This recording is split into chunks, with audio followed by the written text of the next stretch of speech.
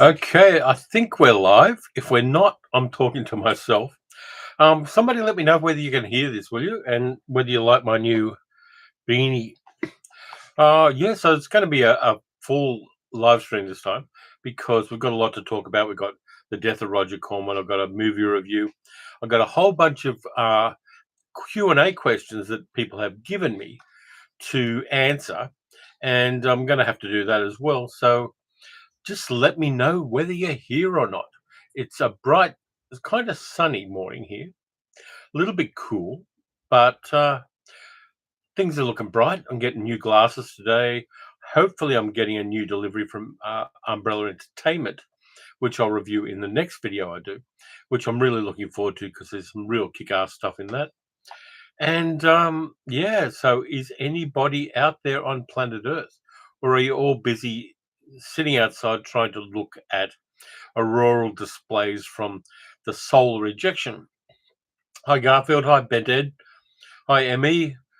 Yep. So we do have people on board. Yeah, middle-aged geek girl and I went out on Saturday night down to Werribee South Beach, and we saw a whole bunch of aurora australis, which was kind of cool. And I'll bring it up on my phone because I haven't got the wherewithal yet to mess around with other kinds of technologies. But we did get, try to find a good one, that'd be good. Did get a whole bunch of pictures of the aurora. Tim says, I'm here getting dressed to go to Raquel's. Okay, well, don't forget to zip up. Evil Pixie 96, hi from thundery and rainy Morecambe. Yep, Morecambe, lovely place. I do like Morecambe. I think I had a really nice full English there when we were there with some really nice, as I recall 20 years later, some really nice bacon and black pudding and things like that. And me says, nice. Yeah, we got a bunch of them. We went down there and we parked, and there were tons of people down there. Like the place was packed. You never see the beach that packed. And so we went down there, and our friends Sue Ann and Trev were going to meet us down there. They live across town. And we went down there. We started taking some photos. They turned up eventually and got a park right behind us. So we all went down to the beach, freezing our little asses off, and just enjoying this crazy auroral display that we got down here. It was really fantastic. Hi, the Wolfman's got nards. Good evening from Preston, UK. Cool. Yeah, middle-aged geek girl's here, so she's going to be keeping everybody in line. Hi, Jonathan. And yeah, so everybody, if you can hit a thumbs up on the video, it's going to help other people find it. We'll get a lot more people interacting here, which would be really nice. So I've got a few things. I've got a review of a new action film, which I got to see because I've become a member of the Australian Film Critics Association, so I get to see free movies. Went down to the Sun Theatre. Let's see, I'll show you a picture of the cinema I was in as well, because I'm in a mood for showing people pictures of things. Scroll down through the million pictures I take of things, which is always fascinating, me sitting here scrolling through stuff. Was it that one? What I can show you is that is the light in the middle of the cinema. It's got this beautiful Art Deco light in it, which is fantastic. The whole thing's done out Art Deco and it's marvelous. So I went and saw a movie called Boy Kills World, and I'll talk about that a little bit later.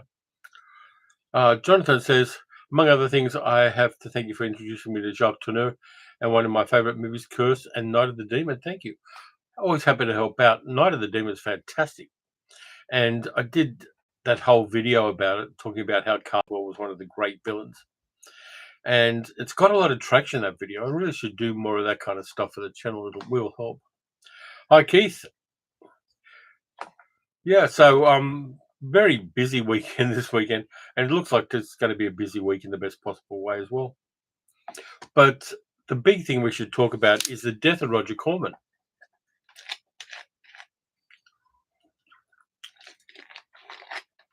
Roger Corman movies I remember seeing in cinemas, in drive-ins, and things like that.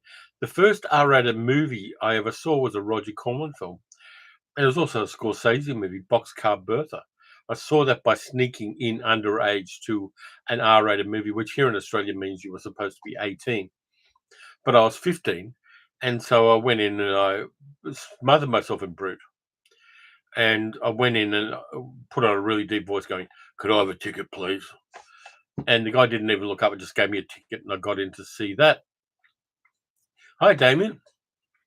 You're up crazy early, mate. But yeah, so Corman stuff.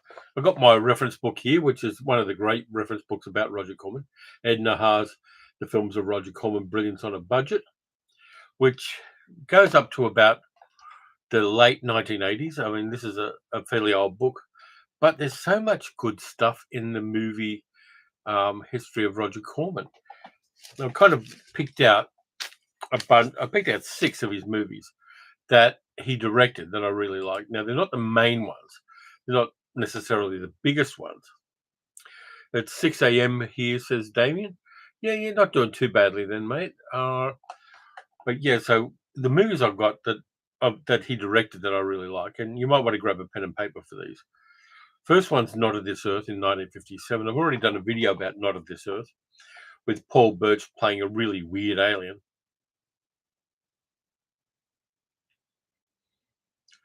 And yeah, I like that one. I think on a low budget, it does an incredible amount. And Paul Birch playing the alien gives us something really creepy. Now, my thing about Roger Corman as a director was he was a pretty good director. He wasn't great, but he was competent. And he knew that. He knew he was just competent at being director, which is why he transitioned to just being a producer later on. But I'll talk about that in a minute. Second one's A Bucket of Blood from 1959, which is the one where the wonderful Dick Miller plays a wannabe artist in a beatnik milieu who finds that things are going really weirdly in his life and he turns a negative into a positive for himself. Okay, and says, Shane Corman just missed 100. Yeah, that's a shame. Anybody misses 100, really, isn't it? But he came closer than most. The third one is a rarity. If you can find this one, you're going to have a really good time. And it's from 1962. And it's The Intruder with William Shatner, which is about a rabble-rousing racist who travels through towns in the South and beats up a frenzy about race relations in America. Corman said it's the only movie of his that didn't make money, but geez, it hits hard, particularly given the current socio-economic circumstances in America. That one was really prophetic. Shatner was never better than that. I think it may well be his best movie role. And I don't care whether people say Wrath of Khan's better. This one really hits. It's rock solid. It was filmed on location, and Shatner gives us a real evil bastard in that one. And I think that the path not taken in his career is for him to play evil bastards. I think he had an edge which would have really let him commit to that kind of a career arc if he wasn't so egotistical.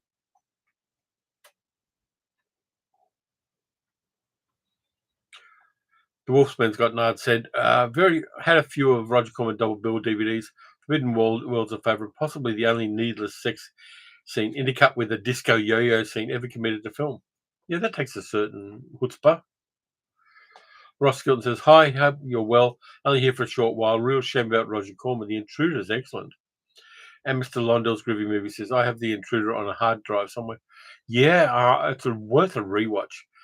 It really does hit a certain ugly part of not only American, because we get this stuff here in Australia as well, of that underground of racism, which is encouraged by certain kinds of political operatives. The next one I've got is one of my favorites, X the Man with X-Ray Eyes, 1963 with Ray Milland. That one does so much with so little. It's incredible. I rewatched it, I think, last year for a video I did. And Milan's solid. Don Rickles is fantastic in it. And the ending is so Lovecraftian in a way that it really just hits hard. When I first saw it, probably in the early 1970s when I was very young, that ending really killed for me. And it's just a wonderful piece of low budget, incredibly well thought out cinema. And getting people like Charles Beaumont to write the scripts, never heard at all. Corman had this singular talent of finding other people who were rising in their careers, including Richard Matheson as well, and just encouraging them, going, "Yeah, okay, make a movie for me. You'll never have to make a movie for me again." And that turned out to be the case in a number of cases. So, X the Man with X-ray eyes, big thumbs up from me. The next one's a trip from 1967. Sorry, no, the next one's Mask of the Red Death, which he made in England in 1967. And that one, I love the color palettes. I love the fact that we get a more complex character from Vincent Price than many of the other schlocky, slightly hammy things he did. I really appreciate Mask of the Red Death. I've got it on Blu-ray, and I think I'm going to have to rewatch that one because I haven't seen it in a while. And it combines a couple of different Edgar Allan Poe stories really effectively. I think Hop Toad and the Mask of the Red Death are the ones. That one, because of that beautiful saturated color palette and Price committing to playing a more complex role, makes it really work. And the next one is A Trip from 1967 with Peter Fonda and Jack Nicholson. I think Bruce Dern's in it as well. Kind of Corman dipping his toes into youth culture and being encouraged by the actors he was working with to do so. Yeah, just like that one because it shows he's not just being an old fart. There were so many old fart movies in the 1960s where they were trying to touch on youth culture and got it totally wrong. Corman didn't. And I always admired him for that, the fact that he listened as much as he spoke. And that, for particularly a movie producer, is a rare and treasurable talent. And the last one I've got with him as a director, I've already talked about this a few weeks ago. Frankenstein Unbound, 1990, Raoul Julia, John Hurt, Michael Hutchins playing Lord Byron. Uh, yeah, that one, even though it's not a success, has a certain something about it that I really like.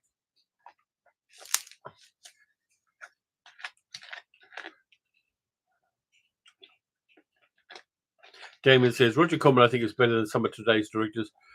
When you look back at his work, I really don't think he's a fantastic director, but I think he's a fantastic producer. And Tim says, I think Mask of the Red Death is Corman's best film as a director. I'd say that was true. Mr. Londell says Jack Nicholson's big break came from Corman movies. If you can find it, there's a little clip of Jack Nicholson talking about Roger Corman from Corman's World, a documentary. It's on YouTube. And Nicholson talks about how Roger Corman was his guy in Hollywood during his early career in the 60s.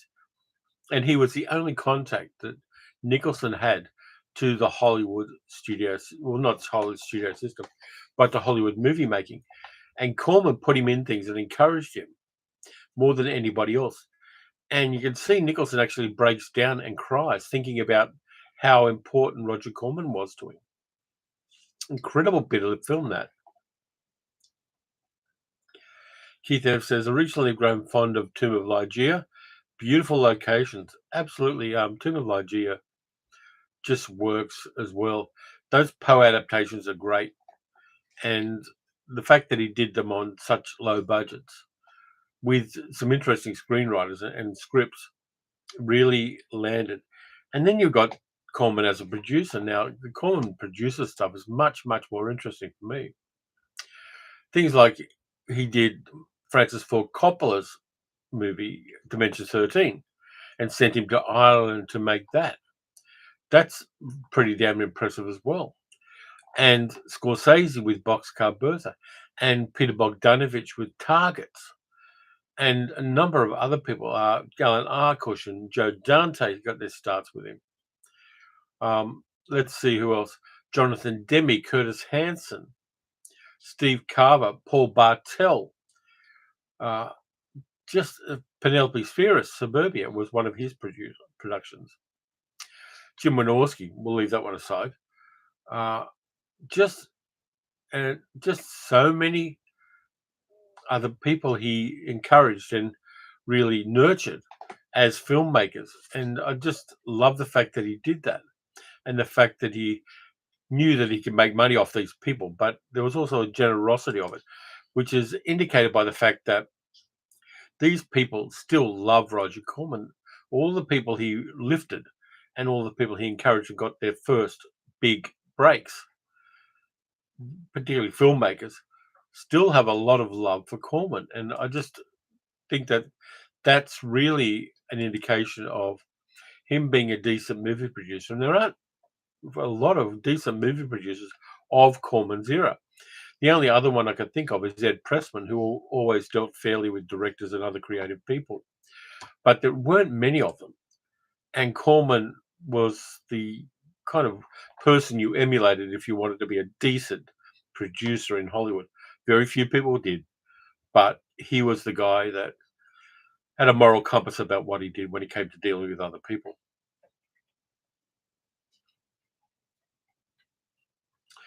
Ross says, I do think gas, or it became necessary to destroy the world in order to save, is underrated. Yeah, I've got a copy of Gas, a digital copy, and I want to watch that and see whether it's worth doing a video about. It may well be. The Wolfman's Got Nard said, not just directors and writers, but excellent effects modelers like the Skotek brothers. Such a shame that type of studio doesn't exist anymore. I think it does on a different level. I think as far as production's concerned, A24 as producers are encouraging a lot of new creative people. And if there was a kind of someone following in the legacy of Corman, it'd have to be a studio like A24, which is admittedly a producer, but is bringing out low, medium budget movies that really kick ass. Super 7 Sandra Westmore says, the St. Valentine's Day Massacre was a good mobster flick with a great cast. Yeah, Jason Robards. Damien says, Targets is an amazing film. Karloff was brilliant. He was.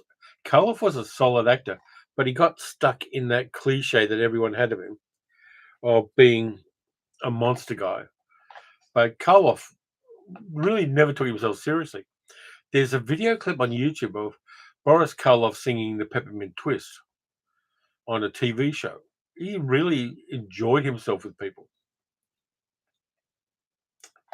He says, any idea if Corman's movies made megabucks at the box office?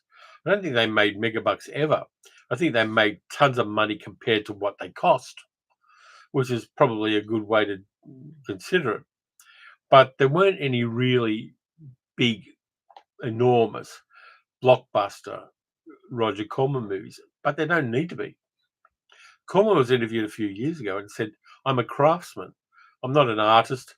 I'm not a financial wizard. I'm a craftsman. I craft movies, whether as a producer or a director. And I think that that's honest dealing.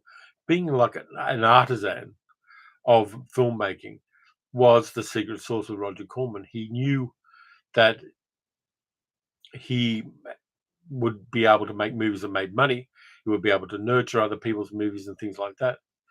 But he never had pretensions about being a Spielberg or a Lucas or anybody like that who had to dumb down their stuff to get views. Battle Beyond the Stars I love. Battle Beyond the Stars is just such a smart twist on Seven Samurai that worked. And I remember seeing it at the cinema when it came out and loving it. I knew it was Seven Samurai based, but the idea of Seven Samurai in space done a bit crazy, a bit nutty, and on a low budget just appealed to me because my cinematic upbringing was always low budget schlocky films because that's what was shown at my local cinema or the cinemas I chose to go to in the city. But yeah, that stuff is, I deeply love that kind of filmmaking at that level. Yes, I can appreciate art films, I can appreciate beautiful films, but Corman stuff is comfort food viewing for me. Super Seven says Roger's brother Gene Corman was a solid producer as well. Did films like To Brook. He also did a thing called The Secret Invasion in Yugoslavia with Mickey Rooney and Raffolone and a few other people, which is kind of interesting. Sever says, nice to hear my brother and I mentioned. Very sad to hear about Roger passing. We just tossed out the effects track the other day that we built for Battle Beyond the Stars. Cool. Evil Pixie 96 says, I think Battle Beyond the Stars had his biggest budget. It may well have done. And one of the guys who basically went out for coffee on that movie was James Cameron. Whatever happened to him? James Cameron's a weird guy too. He's got this fetish about Avatar and about Pandora that nobody else in the world has. He thinks we want 3 or 4 or 5 or 6 or 10 more Avatar movies. And in spite of the fact that they're more popular than sex, they have zero cultural impact. It's a really weird, kind of narrow franchise and intellectual property, the Avatar movies. They're really, really weird. But anyway, we'll move on from Roger Corman now, much as we love him and much as we respect him, and much as everybody I know has watched a Roger Corman movie in the last 24 hours. I'm going to go into this review of a movie called Boy Kills World, which, according to Wikipedia, is a 2023 dystopian action comedy directed by a guy called Moritz Moore, and it's his directorial debut. And it stars Bill Skarsgård, Jessica Rothy, Brett Gelman, Sholto Copley's in there. Famke Janssen plays the big villain in this one, and her, let's say, facial alterations aren't doing her any favors. So basically, it's about a guy called Boy, played by Bill Skarsgård, who's supposed to be in his early 20s, but Skarsgård's actually 33. He's a young child who lives in a dystopian city with his mother and his young sister. He and his young sister play arcade games, and then his parents are killed. His mother and his sister are killed by the people who run the city, the Van der Kooi family. And he is raised by a guy called the Shaman, played by an actor called Yayan Ruhia, who was one of the main bad guys in the Raid movies. He was that guy with long hair, looks a bit like Ali Akiong. Looks like Ali Leong. And he raises Boy really brutally to be the ultimate fighter. Boy's a deaf mute, which is something Skarsgårds tend to play for some reason. And he's raised to be the ultimate fighter and to go back into the city and take on the Van der Kooi family and bring them down because they killed his family. Now, I've got notes on this, and I've got to find my notes on this because I watched it and I was annoyed by it. And the weird thing is, because Boy is a deaf mute,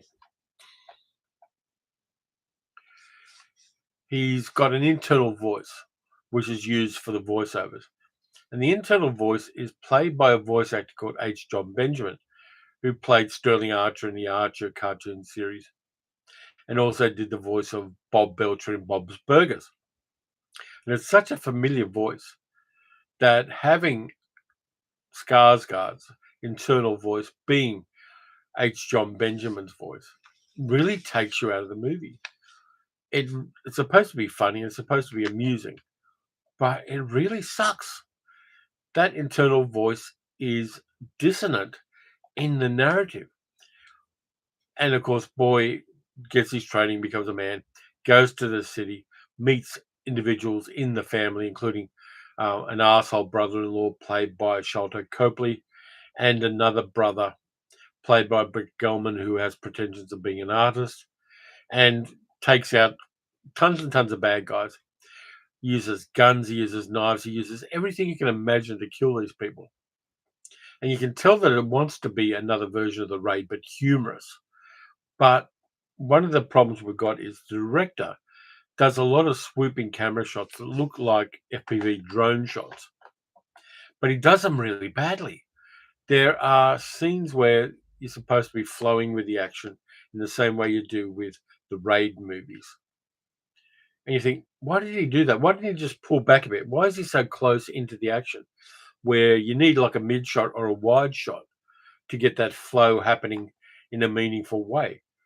And every 2 minutes during this movie, when there are action scenes happening, I got crazy annoyed with the fact that had they just pulled wider, the shot would have landed and the impact of the action would have landed so much better than the choices the director made. Now, I would never direct a movie. I'm not that organized. I'm not that much of a team player. But you learn as much from bad movies as you do from good movies. This isn't particularly a bad movie. It's kind of mid, but the action scenes pissed me off enormously because there were missed opportunities that wouldn't have cost anything more, but they just the director wanted to show off rather than tell the story. And I think that's a big negative. Now, and also the cinematography is kind of dark. The scenes aren't as well lit as they should be to really make the action pay off, and that again annoyed me. Um, and Yayan Ruhian is great. He's 55, the guy is, and he is a crazy action guy. He is lethally good at being an action actor and in his martial arts. He does a style called Panchat Silat, which is an Indonesian martial art, which uses things like karambit knives. Um, Fantastic action guy. But this movie kind of pissed it away. It's not doing well at the box office.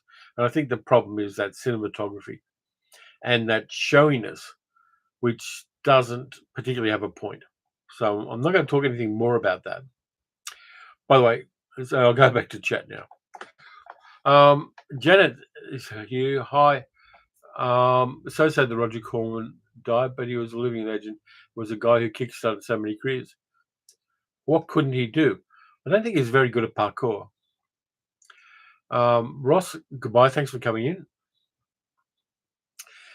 Tim Levy says Paul Schrader said something really nasty about Corman. I don't think he expected the blowback he got. Yeah, I called him out on that as well. Paul Schrader really had a monstrous take on Corman, that Corman never made a movie for him, and that he was always a bit mid and things like that. It was such a tone deaf and churlish thing that Schrader said. I'll see if I can find what Schrader said, because I do follow him on the FB. And I'll read you out what Paul Schrader said about Corman, which really pissed me off. And there's all these people jumping on the bandwagon. Here's what he said. Roger Corman, let's not get too sentimental about Corman. Even in my exploitational extremes, I couldn't interest Corman in my scripts. Rolling Thunder began at AIP but moved on to 20th. Roger wouldn't touch blue collar even with Pryor. As soon as they could, Coppola, Scorsese, and Demi all moved away from AIP. Roger was better at hyping his rep than at making good films or supporting good filmmakers. That's what we got from Paul Schrader. And everybody jumped on him for that, and rightly so, because it's just tone deaf and inaccurate. Corman launched the careers of Coppola, Scorsese, Jonathan Demme, and people like that, knowing that they would leave. The baby birds were going to flee the nest. Absolutely, he knew that, but he didn't mind. He liked good film. He didn't just like exploitation movies.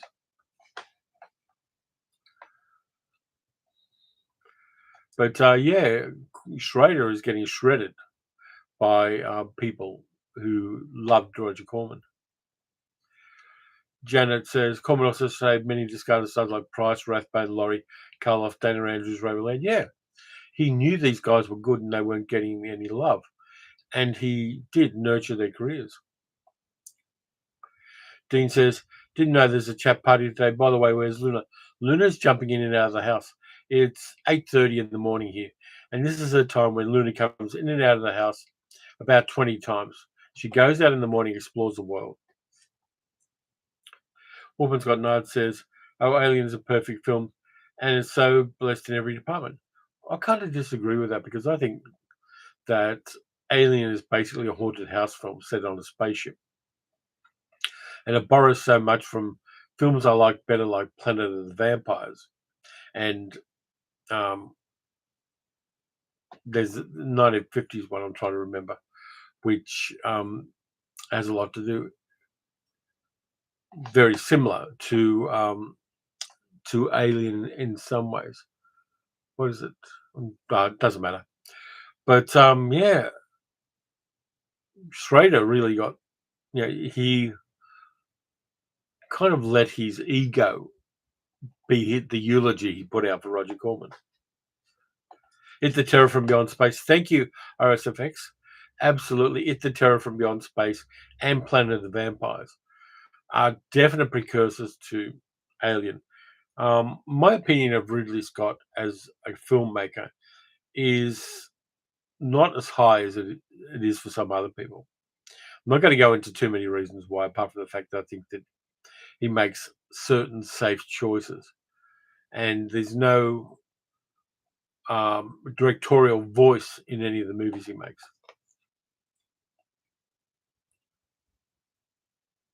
Yeah, that's a problem with chat. When you make a spelling mistake, you've got to correct it. RSFX. I always do that as well. Dean says, "Might go on a cruise to Australia and New Zealand. What's my opinion on a good time to visit your region?" It depends whether you like hot or cold, really. Any time is good. You can always find something that suits you. I wouldn't go to Darwin until the wet season. The dry season in Darwin's incredibly oppressive, but I don't mind the wet season. Down here, probably the best time for Melbourne would be like November. Sydney, the same. Big Rob NZ says Ridley Scott has made some good movies lately, not so much. He made that crazy origin story movie for Robin Hood, where you got like a 45-year-old Russell Crowe playing the origin story of Robin Hood. That kind of stupid tone deaf stuff is Ridley Scott's milieu. December and January in Perth, I'll agree with Damien. I've been there in December and January. Perth, I love. I've got to get back to Perth at some stage. By the way, to help any of that kind of stuff, super chats are available on this live stream as well. Keith says, am I far enough south to get to see the Southern Lights? I could on Saturday night. We went down to the beach on Saturday night and really saw the Southern Lights. It's the first time I've ever seen them. Friends in Tasmania got them even more intensely than we did. But we still got a really good night of freezing our asses off on a beach and seeing the Southern Lights. Fantastic experience. Not sure it's going to happen again anytime soon, unless the sun gets the shits. But it was kind of mesmerizingly good to see them. Robert Chamberlain says, I think Robin and Marion may be the best Robin Hood movie ever. I still got to go with The Adventures of Robin Hood with Errol Flynn and Olivia de Havilland.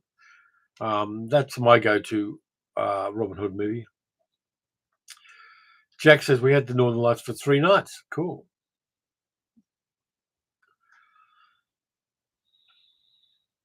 Ridley's Napoleon is such an overbloated bore, says Dean. Haven't seen it. Jack says, Tacoma. I've been through Tacoma on my way. I took the train from San Jose. From San Jose to Seattle once. Evil Pixie 96, talking about Planet of the Vampires always makes me think of Life Force. There's a great film in there somewhere. Yeah, but it's not that one.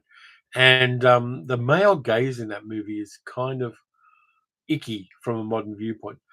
There is movies where gratuitous nudity works, and Life Force is not one of them. Let's put it that way. Okay, and says, I still think Blade Runner is a visual masterpiece. Yeah, but that's more down to the special effects guys, isn't it? Blade Runner, I think, needed a couple more run-throughs of the script. There are so many different versions of it. That means that the script needed more work than it got. Big Robin says it's a pity Kubrick's Napoleon never got made. It's a pity Kubrick didn't get to finish AI rather than letting Spielberg finish it. Yeah, Life Force is a fun movie. It is a mess, and it's and I like those kind of desiccated corpses you get with it as well. Yeah, it's a popcorn film. I think that Life Force may be a movie that you need to have a few shandies before you watch, and just go with the flow of being slightly buzzed while you watch it. It's a mad film. Let me just fiddle around here a bit because I've got the Q&A things I've got to answer, and we'll move on to that phase of things, and then we can interact with the chat a lot more, because I put something on the community tab of the channel page and asked people to give me question and answers for me to answer. And I also did it on Facebook. So I'm fiddling around here and I'm going to get the questions and answers because there were some really good questions. I'm really surprised at how erudite but people are. Okay, let's see. Scroll past all the pictures. Okay, we'll start off with the Facebook ones. Nadine Whitney, who is a fantastic writer. She writes for thecurb.com.au, amongst other things, and she's a really fine film reviewer, much better than I could ever be. And she asked a really good question. What films do you think best use Greek, Roman, and ancient mythology in a non-traditional manner as a part of their plot structure? So Greek, Roman, other ancient mythologies. And I came down to one, and it's the movie that I love a lot, and it's got to be Black Orpheus, the wonderful 1959 Brazilian musical version of Orpheus and Eurydice. That would be my favorite mythology movie of all time. It's beautiful. The music's fantastic. Locations, the actors are beautiful. The music by Luis Bonfire and Antonio Carlos Jobim is fantastic. It's just the absolute best. And Matt Davey, who's been a supporter of the channel since I was doing podcasts, says top 5 lesbian vampire movies. Now, I'm going to leave the chat to play with that one a little bit, apart from saying there's a few of them. There's Daughters of Darkness, which I really appreciate, and there's Vampire Lovers. They're my 2 go-to lesbian vampire movies. And chat's just going mad here. Let's have a look. And Greg Tannehill, good friend of mine. Which franchise has the most interesting direct-to-TV DVD streaming sequels that basically nobody is aware of? That one I would have to go with Tremors. Tremors has some really crazy direct-to-video sequels. Not saying they're fantastic, but if you look up Tremors sequels, you're going to find some really weird stuff. Some of them go back historically, some of them are modern, some of them have crazy locations. But Tremors really nails knowing what kind of movies they're making and doing it with goofy special effects. Let's go back to the stream for a little bit. In the chat.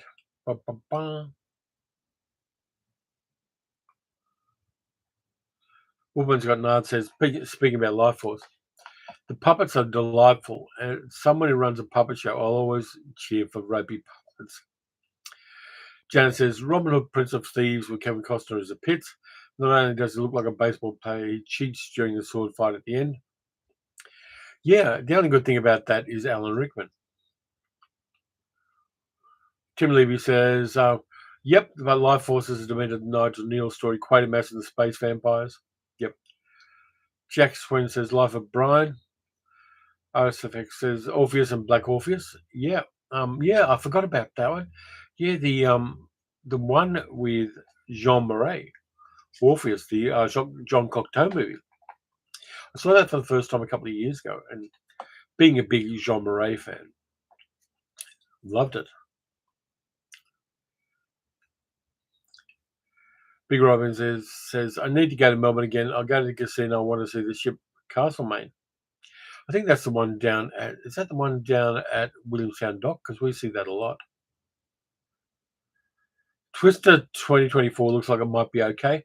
Yeah, the interesting thing is they actually made it on film too, rather than digital. Dean says, okay, let's address the 800-pound gorilla in the room. What are my thoughts on the new Ape movies? Haven't seen it yet, but here's my thing with the Ape movies.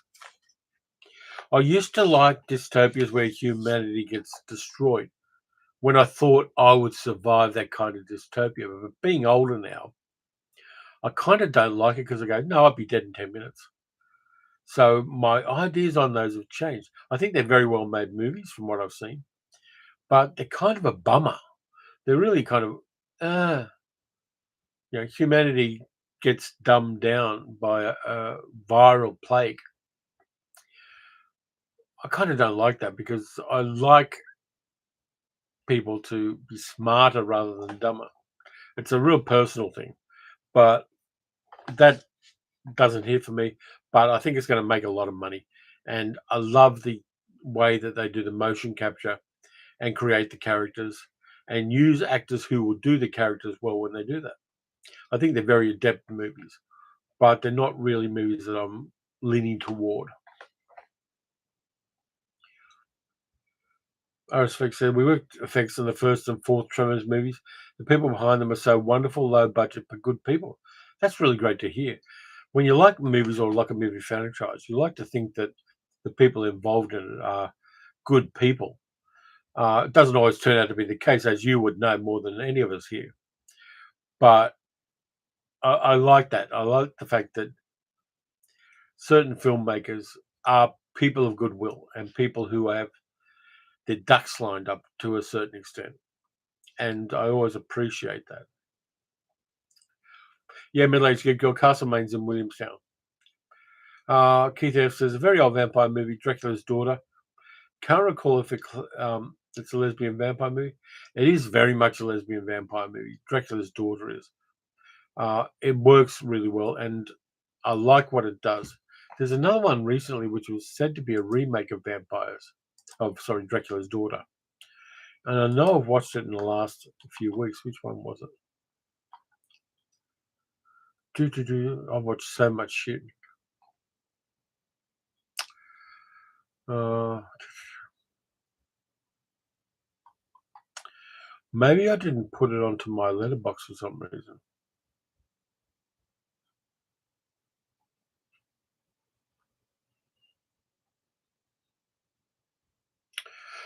Leaving that aside, let's see what we've got here. Damien says, only that movie I dislike is Burton's version. That was a bad film. It was. It was that kind of smarty pants filmmaking where the filmmaker wants to knock your socks off, but doesn't remember what socks are. Marky Mark and the Monkey Bunch, yep. Kean says, the C-88 films are continuing their Tygon collection with The Curse of the Crimson Altar and The Scorches. The Body Steal is also due to be released soon. Oh, now you told me that I'm going to have to look at it. Larazza's Vampires and Franco's Vampiros Lesbos, Tim says. Yeah, they're good. The soundtrack I've got for Vampiros Lesbos, that is such a killer soundtrack. It's one of the best lounge music soundtracks in the world. If you haven't heard it, you really should, because there's some really weird use of sitar and things like that in lounge movies. Abigail, that's the one. Thank you. Why isn't Abigail on my letterbox? It should be because I've watched it. Yeah, Abigail is fantastic. Not a lesbian vampire movie as much as a little girl ballerina vampire movie, but Abigail is just such fun. And I love it. It's my favorite vampire movie this year. But Dracula's Daughter is definitely a lesbian vampire movie, even though it was made in 1935 under the Hays Code. It puts across what it's trying to put across in a subtle but very effective way. Favorite political thriller? There's so many. There's 3 Days of the Condor. There's All the President's Men's pretty good. Manchurian Candidate's definitely up there. A Face in the Crowd is a political thriller in some ways. That one. There's so many really good ones. And even a weird Australian obscurity called Goodbye Paradise, I love as a political thriller. There are just so many good ones. And there's an innate drama to a political movie, which really makes it not easier, but gives you a good platform on which to make a political thriller. Hi, Ned. El Vampiro Negro, 1953, an Argentinian remake of M. That's weird because they made an American remake of M in 1952 with David Wayne in it. Let's see, what have I got on the list here? Yeah, I'll go back to some of the more questions. Let's see. I've got so many tabs open here, it's chronic. We'll go to some of the ones that were put into the community tab because there's some good stuff there. Keith F says, "Hi Keith, this is your one, mate. Have I ever walked out of or been close to walking out of a movie theater mid-movie because you hated it so much?" No, I mean, I did walk out of Suspiria when I first saw it because I was having a mental breakdown at the time. And I've actually done a video about that and about being able to finally watch all of Suspiria. That one really did my head in because it was at the wrong point when I was in a very bad way of watching a movie. And I've since watched it twice and I like it. I like Argento Suspiria. Um, M3 Recombination 208 says, "Was there ever a movie that you liked immensely when it first came out, but over time you disliked? Conversely, one you hated but now love? All the best to you from Wales." Yucky da, dude. Um, let's see. I kind of liked Star Wars when it came out, and then I thought about it. I kind of analysed it after I saw it, and a movie that was that popular was something I was slightly suspicious about. And now I see it for the obvious two-dimensional worldview.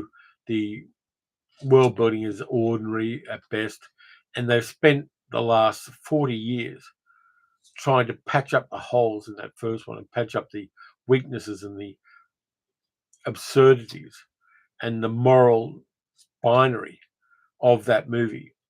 It's yes, it's made a lot of money, so everybody's going to work on fixing the boat and patching up the holes and putting a new engine in it and saying that it was never a boat with holes in the hull. So there's that one. Movies I first hated but now love.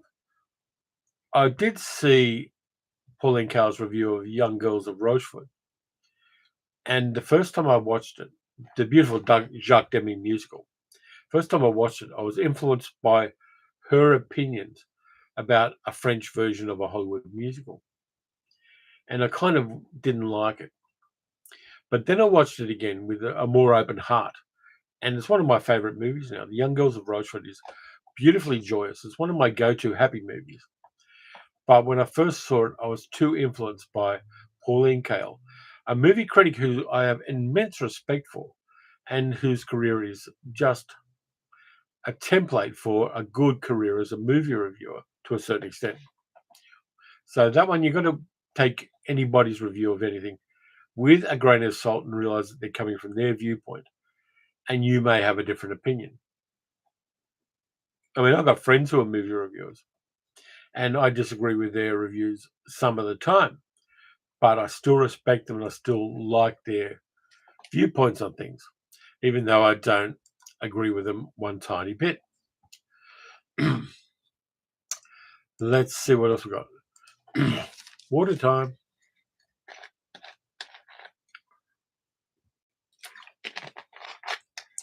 Ed Dale says, "Do you think directors on average are getting better or are they staying the same?" Individual directors are getting better. I think there are some fantastic directors out there. I think having a broader group of people be directors, women, people of color, people of different nationalities, people with incredibly different life experiences, benefits film enormously. Open societies thrive. Closed societies where there's a kind of gatekeeping group don't thrive. And the openness of cinema and the availability of making movies on relatively low budgets now. I can make a movie with that if I chose to. I wouldn't because I'm disorganized. But that democratization of access to cinema is a good thing.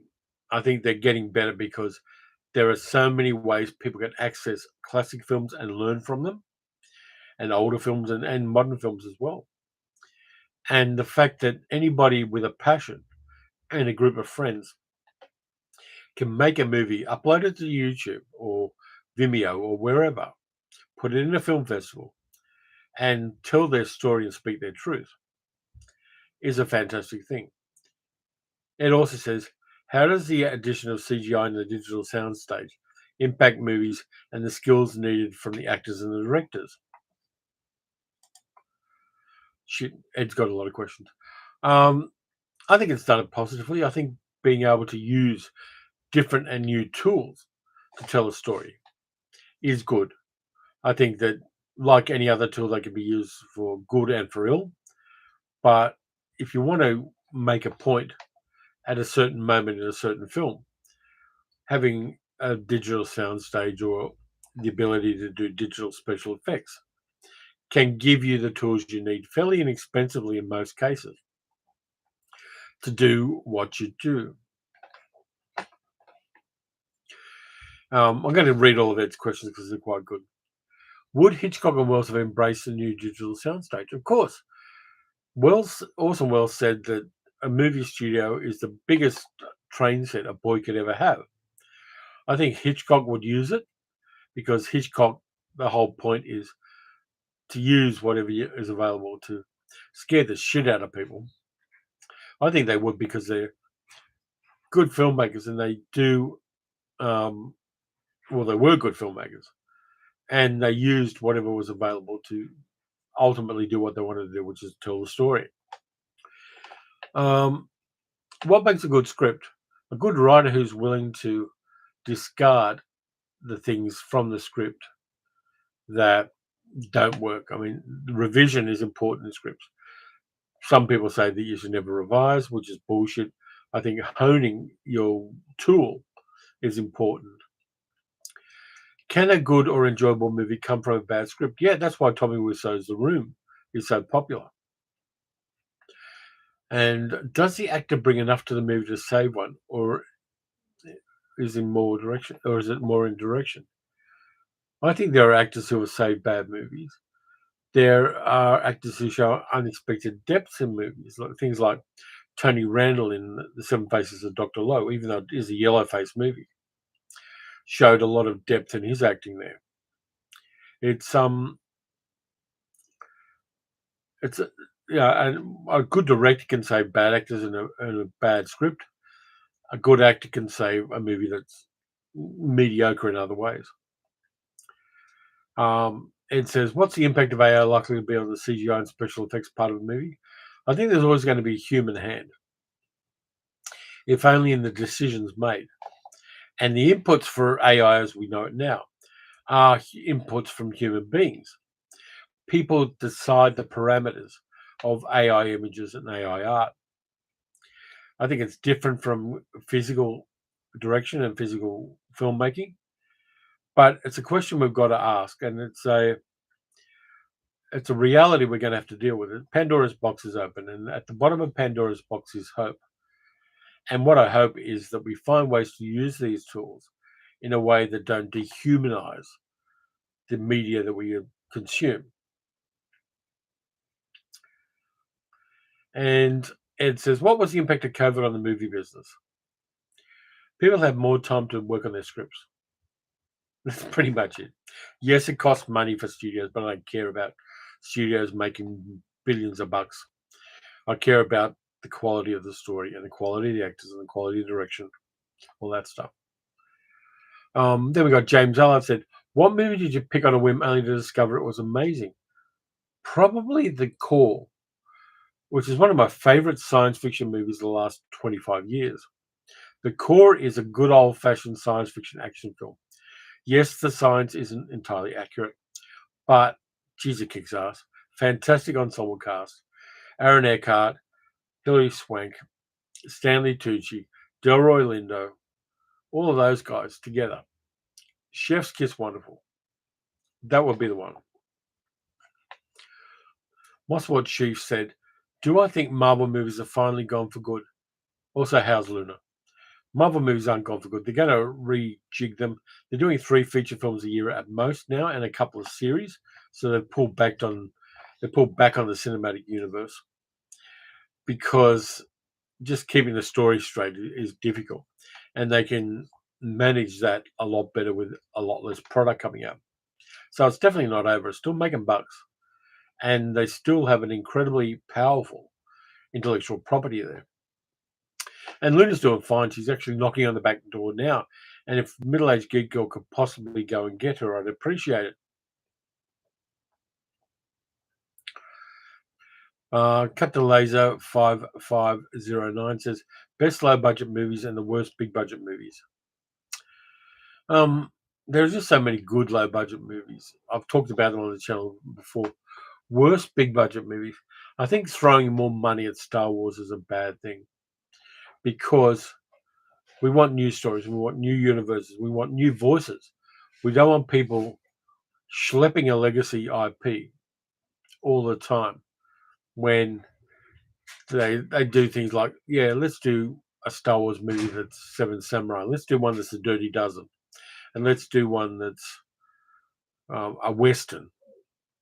That stuff doesn't pay off long term to anybody who knows movies. Tim says, have you ever done a movie video of your own for a film festival to self-distribute or with an eye towards... Yep. Here we go. There's Luna. Hey, baby. Say hello to the camera. There she is. Anybody who wants to see Luna, there's Luna. And she's probably just clawed my guts out. Let's see. I'll get through these questions, then I'll go back to the chat, I promise. Have I ever just made a movie of that, apart from what I'm doing 3 times a week? No, I'm not organised enough for that. I'm barely organised enough to do 3 videos a week.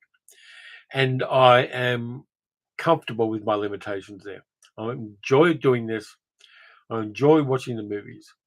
But as far as being organised enough to put together a coherent narrative into a movie and then editing it and getting other people to do it with me, I am the worst possible person for doing that. Keith F says, what's your favourite King Kong movie? King Kong, the original, the OG. I think it started all the other ones. So it's the granddaddy. It's the goat. It works. And he said, I fed you a punchline. Can you find it? Not at this time of the morning. ME says, I've recently been watching footy highlights on YouTube. It's pretty good. It's a lot like lacrosse and hockey in the stadium. You know you aren't a big fan. Are there any sports movies I like? Banning with Robert Wagner. I rewatched that again in the last few weeks. My favourite golf movie, my favourite sports movie ever. There's probably a couple of others, but that's the one I go back to because it's just peak 1960s programmer. There's horny women, there's sleazy guys, there's Gene Hackman in an early character role. It's from 1967, and I just love it. Damien says, worst biopics.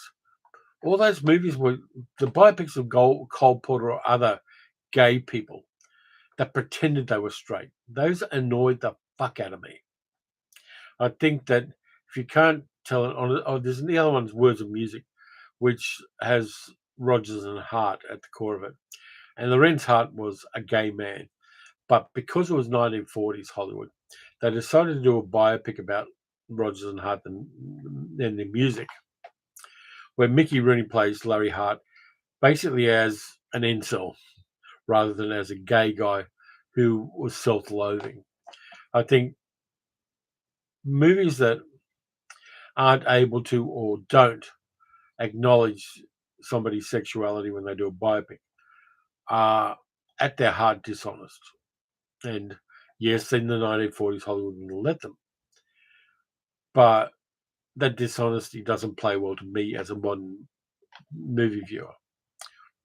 Let's go back to the chat. So much. Let me see what I can.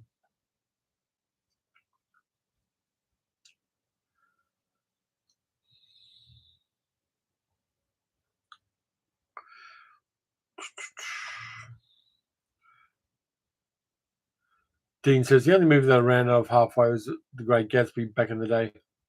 Which version? Or was it the Robert Redford one or the Baz Luhrmann one? I hope it's a Baz Luhrmann one.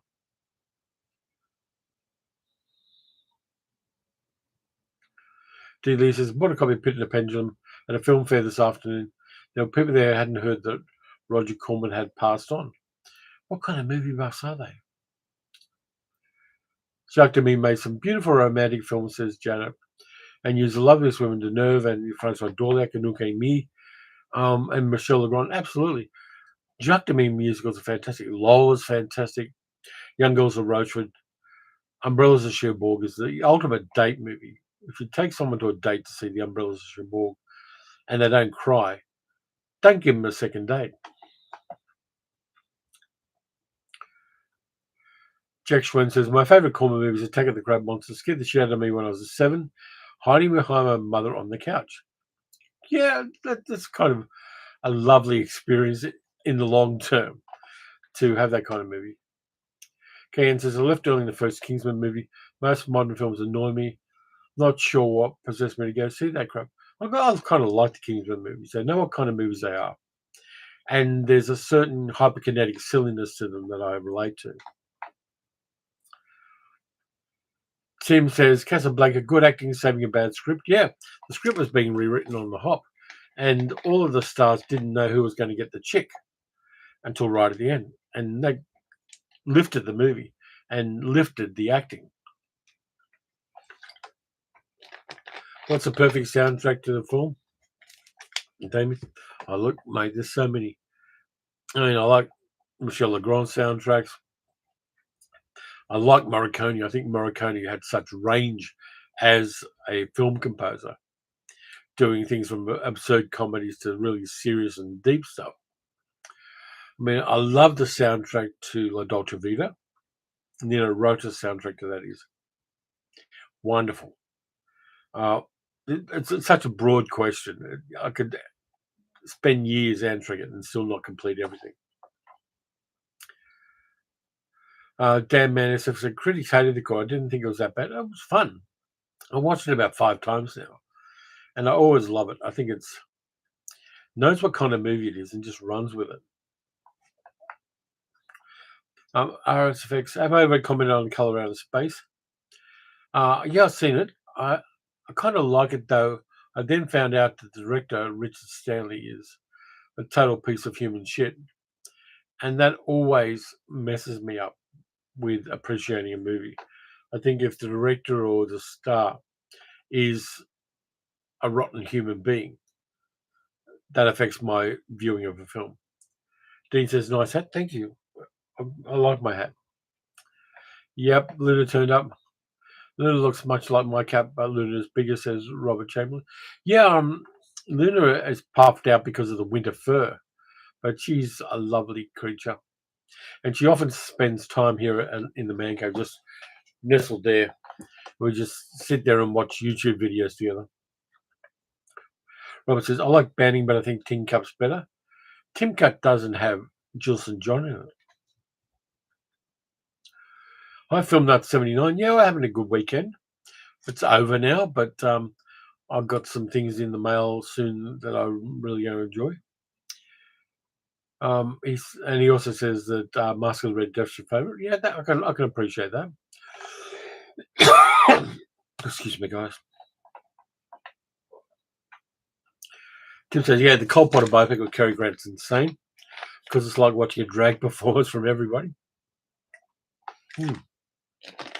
The only good Cole Potter biopic is The Lovely with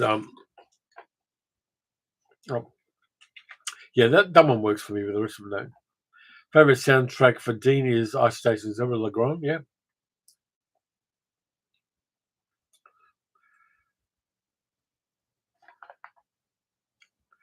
Tin Cup has Rene Russo in it. Yeah, but it doesn't have Anjanette Coma. Um, they haven't been clipped. Bandits Pyro handlebars have been clipped. No, they haven't. They're just hiding amongst the foliage. So they're still there. Kevin Klein, thank you, Damien. Yeah, The Lovely is just a great one, and it uses Cole Porter's music, sometimes diegetically, in a beautiful way, and it just works for me, and I just love it as well. Um, yeah, so what am I going to be watching this week? I'm going to have a quick look. I'm going to do a sneaky here and let you know what I'm going to go and see if I go to the cinema this week, because my favourite cinema, the Sun in Yarraville, that Art Deco cinema, want to see what it's got coming up. And they haven't updated their website, so that totally died in the ass. Keith F says, love the soundtrack to Cinema Paradiso and love the movie too. I've got it. I haven't watched it. I'm remiss there, but I haven't watched it. I do want to, but I haven't yet watched Cinema Paradiso. Do I have a challenge of managing my facial hair? No, I just let it go mad. Yeah, the facial hair needs trimming, of course, and I will get to hairdresser at some stage and do that. But usually I just comb it and leave it go. The nice thing is not having to go into an office now. I don't have to worry about that kind of thing at all.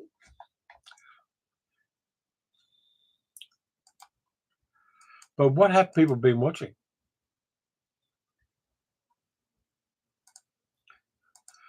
And by the way, do a thumbs up on this video if you're enjoying it, and also super chats down there. That little dollar sign is waiting for you. Damien says, my surprise should arrive today on Hoppers Crossing. Damien gives me presents. And thank you for that. I really should, Damien. I've got a few videos I want to send your way, and I'll message you and see whether they're things you want or things you don't have. But you're managing. The Wolfman's Got Night says, last cinema trip was Late Night with the Devil. Very enjoyable. Yeah, I love that. Middle-aged geek girl loves it too. Um, I'm getting the physical media copy of it from Umbrella Entertainment, which I'm looking forward to, because it comes with a whole bunch of other stuff, including a VHS copy of it, which is mind-blowing, and also the book that the parapsychologist lady holds up.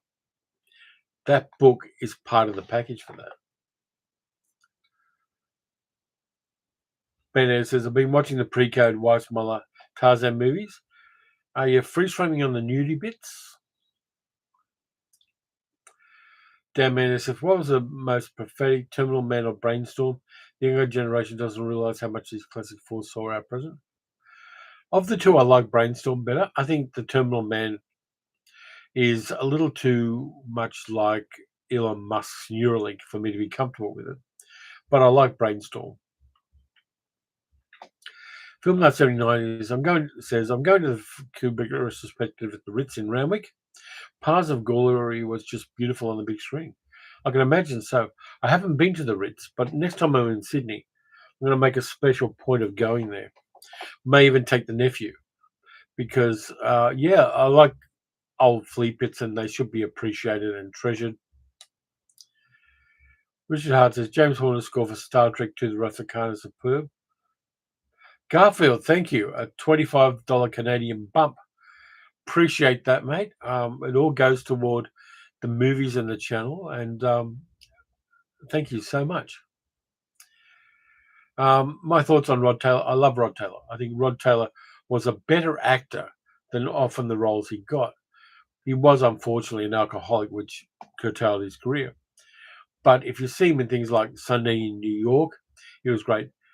He was incredible in The Time Machine. That bromance between Philby and George is a really touching moment. And Rod Taylor, who was also a watercolor artist and a graphic designer, amongst other things, So underrated. And I think that if he had been acting in the modern age as a young man, his roles would have blown people away. I think his skills as an actor are fantastic, and that presence and that riz that Rod Taylor had is something that I really appreciate.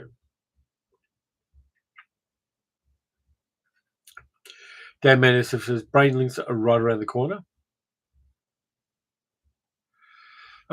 Possibly. I'm good with the way that I grab things off the web.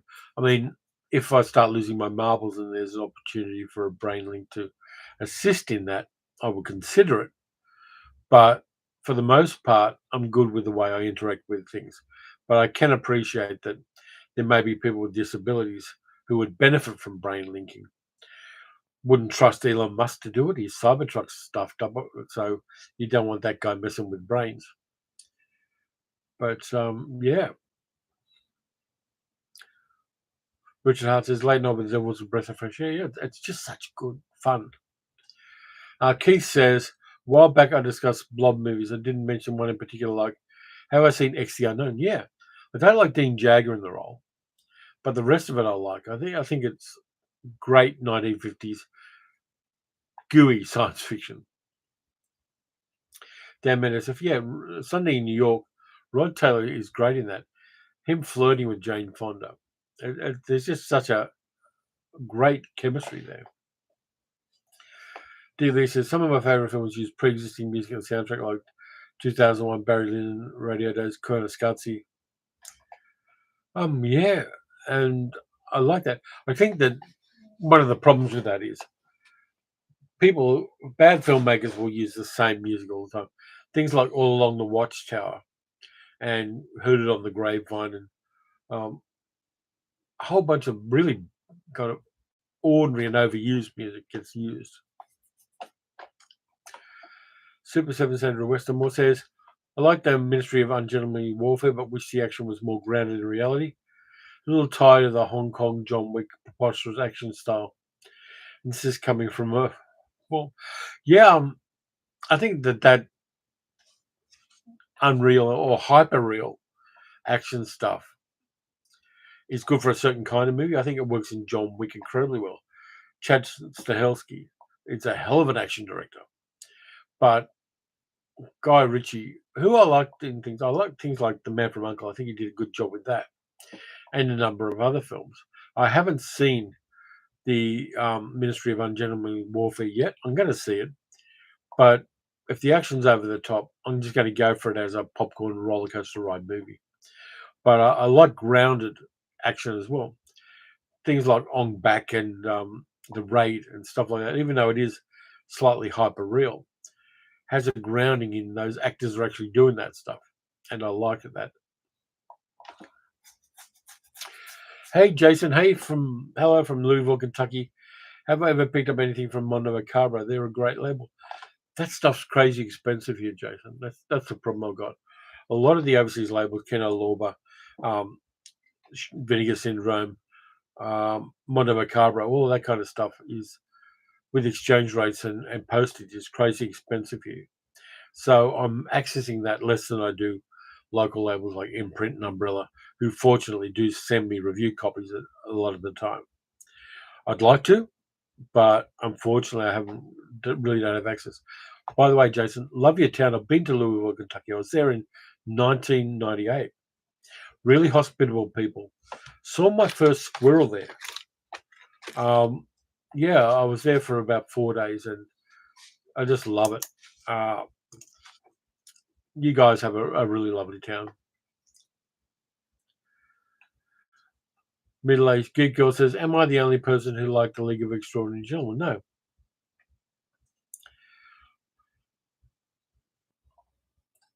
Jason says, "Love imprint."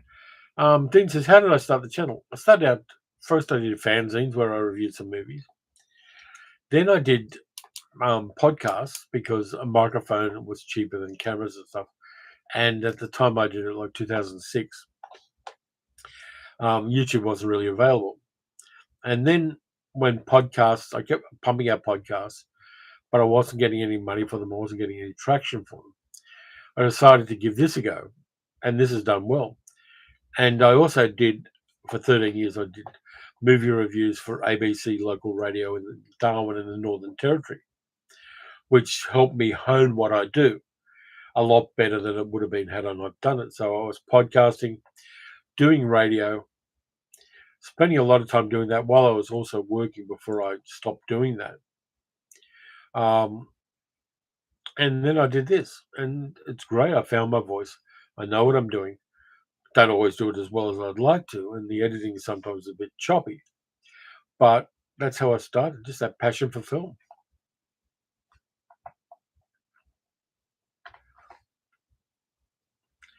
Evil Pixie, oh, thanks, Jason. I appreciate that. Evil Pixie 96 says, last three films I watched are They Call Me Trinity, The Quilla Memorandum, and Paper Tiger. I love the Quilla Memorandum of that. Good John Barry soundtrack on that as well. Fantastic film. Diddley says, I like the book of League of Extraordinary Gentlemen, the film I saw once and could take or leave. Yeah, the graphic novels of the League of Extraordinary Gentlemen are recommended.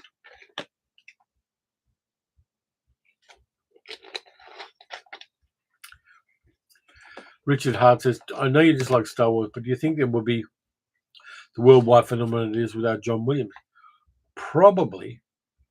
I think if you listen to John Williams' soundtrack to Star Wars, there's a lot of influences there from Eric Wolfgang Korngold and Max Steiner and all that. It's almost a parody of classic soundtracks in some ways. But people think it was a goat, it was the original gangster, where, to be honest with you, it's not. Davis has been watching Tarzan, the Ape Man, Sand of the Kalahari, Night as a Thousand Eyes, Super Mario Brothers, Thief of Baghdad, Lone Wolf and Cub, Suzume.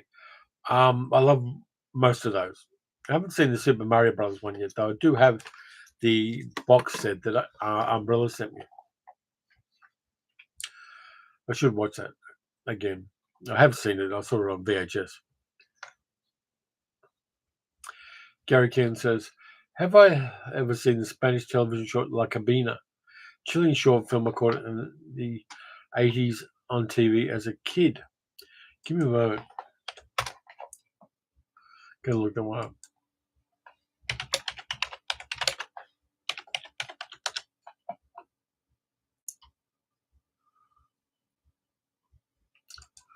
Won't be a second.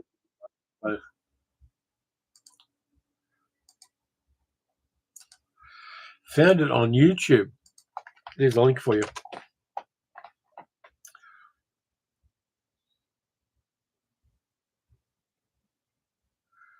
Damien says, you're doing a great job. Heather, I always watch you, even in different places. I can always use the extra views, so that's great. Dean says, how's my health? It's going good. I've got the right medication. I know what I'm doing. I'm going to eat less bad stuff. Going to the gym when I can. So I'm doing fine at the moment. It's all going to be good.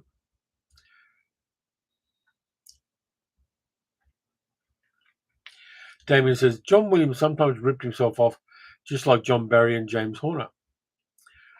Yep. Yeah, I mean, John Williams, I know a lot of people hold him in high regard, but his style isn't very much to my taste. I'll just put it that way.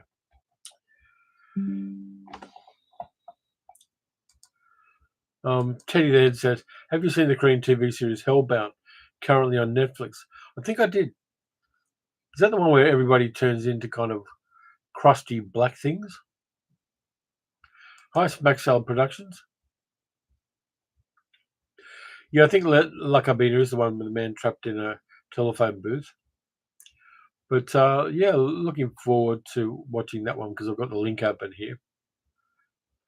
Let's see. What else have I been watching? That's probably a good one to go with. I tried to watch Ishtar again with Warren Beatty and Dustin Hoffman. I don't know why. We've got about halfway through it, and it's bad. The characters are unlikable. The plot is all over the place. It's trying to do a Bob Hope Bing Crosby road movie and failing successfully. I'm not sure I'm going to watch the rest of it, to be honest with you. It's it's supposed to be about these two unsuccessful songwriters, and for a big chunk of the movie, they dropped the songwriter part. That movie, I'm not going back to. I've just decided now, I am not going back to it. I'm going to watch something else because it's total shit.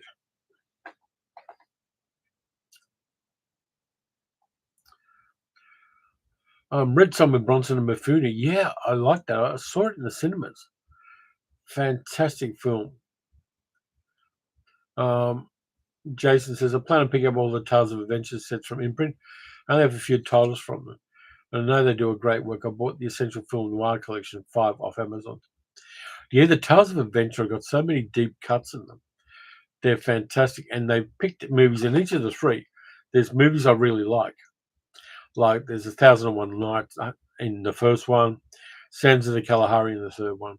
There's some things in the second one where I go, oh, why didn't I know about this movie? Imprint are fantastic at times of finding these deep cut, what the hell movies and putting them into beautiful box sets.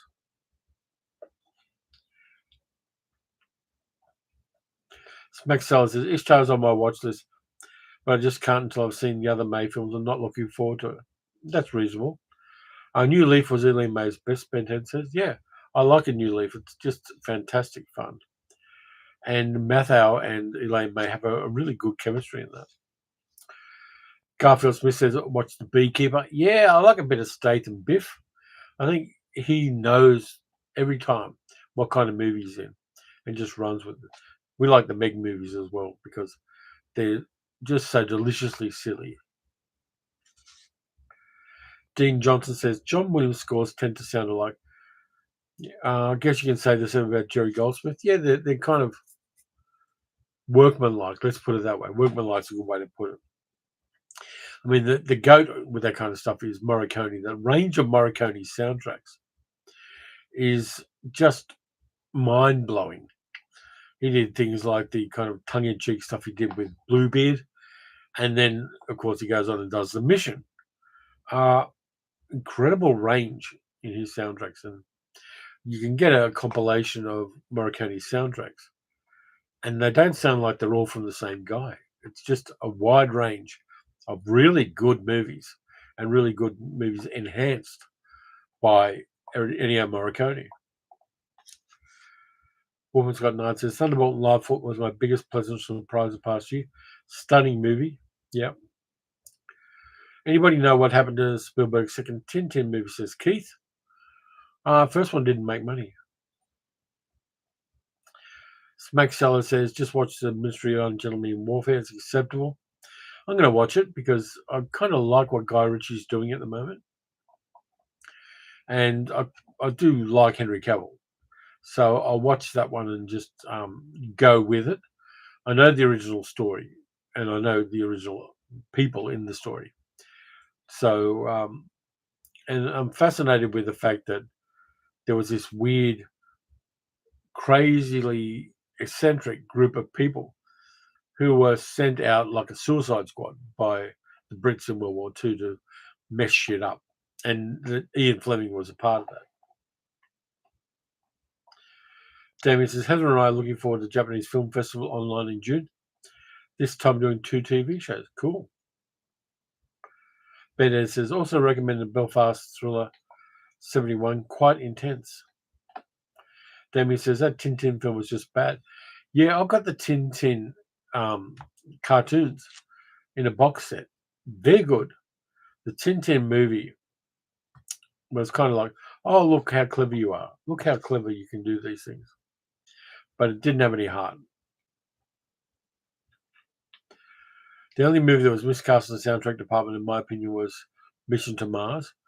Yeah, I kind of like Mission to Mars, or I would have liked it if it came out in 1962. But yeah, I'll give you a worse soundtrack. The worst soundtrack I know of, which takes people out of the movie, is the Tangerine Dream soundtrack to Lady Hawk with Rucker Hara and Michelle Pfeiffer. That synth soundtrack on a medieval, romantic, supernatural kind of movie, fantasy movie, really took me out of the movie. And I hate the soundtrack of that with a passion. Maxwell says the second Tintin movie was going to be Peter Jackson. Guess he got sidetracked with endless Hobbit movies. Yeah, he does seem to be stuck in a rut, doesn't he? He's doing more Tolkien stuff. I tried reading Tolkien back in the day and I really couldn't. So the Lord of the Rings movies aren't my jam. I watched them. And I went, okay, there's some good special effects there. But they never emotionally engage me. Richard Hart says, been thinking about watching The Beekeeper all week. You should. Having worked in a call centre, I really like the start of The Beekeeper. Safik says, I agree with you, Tintin movie. I love the cartoons from Nelvana Studios. Yeah, they're good. And they look right too, which is the other advantage of them. Jason says, when it comes to 70s European cinema soundtracks, love Nido Fedenko, uses lots of fuzz guitar. There are so many good film composers that came out of 60s and 70s Italy. People like Piero Piccone and those guys. They were really fantastic. And it's just a different feel to a classic Italian soundtrack. And Nino Rota, just all of those people. Fantastic. Deep diving into 60s and 70s Italian soundtrack cinema is an endless joy.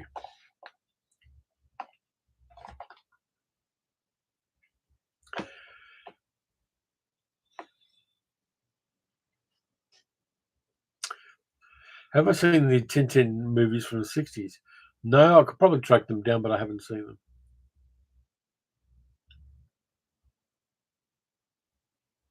Yeah, Ortolani, Damasi, Nicolai, all of those guys. Fantastic, particularly Riz Ortolani. I love his stuff, and I've got a few of his soundtracks. BFI has a copy of the film one. Umbrella had double features of two Tintin films.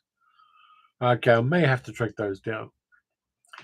But yeah, the Italian soundtracks of the 60s, they're better than American ones by far. And I love the fact that they do some really weird things.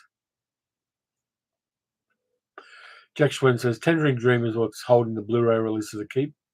Yeah, I mean, that kind of gatekeeping, I don't understand. Yes, I know there's money involved in it, but you want your stuff to get out to an audience. And holding things up means you're stopping that process. Jenna Bruce says, both Danny Elfman and Hans Zimmer soundtracks are pure tasteless cheese. Elfman always thinks he's scoring a Roadrunner cartoon. Elfman also has, there have been some accusations made recently about Elfman, which have come from multiple sources and are quite extreme. So I've kind of put him further down the list because of that. Because I don't want to give my money to people who abuse women. Let's put it that way. It's unfortunate, but for me, I draw a line at a certain place and stick to it. Let's have a look here. Has anybody got any more questions? We can kind of spend the last half hour playing with that. What else have I watched?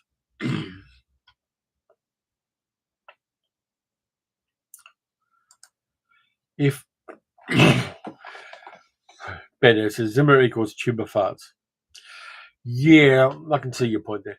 If anybody has access to Broly, the Australian streaming service, which Umbrella run, and you can run it through a VPN.